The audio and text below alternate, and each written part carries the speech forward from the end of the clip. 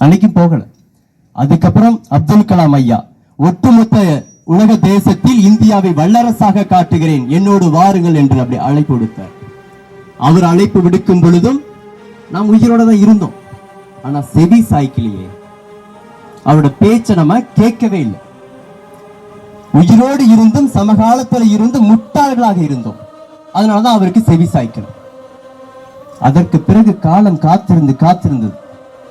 என்னடா இந்த மனிதர்களை நம்ம எப்படியாவது மீட்டெடுத்து அடுத்த கட்டத்தை நகர்த்தலான்னு பார்த்தா நகர்த்தவே முடியலையே.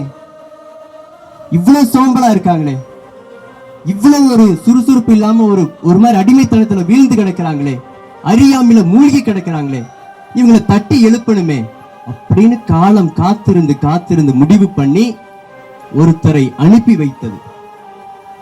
அவர் எப்படிப்பட்டவர் அப்படின்னா, புரட்சியில சுபாஷ் சந்திரபோஸை போல இருப்பார், அறிவு ஞானத்தில் சுவாமி விவேகானந்தரை போல இருப்பார், அறிவு கூர்மையில் அப்துல் கலாம் ஐயாவை போல இருப்பார். 3 பேரையும் சேர்த்து வைத்த ஒற்றை முகம் நம்மளுடைய அண்ணாமலை அண்ணன் அவர்கள். எழுதி வச்சுக்கோங்க.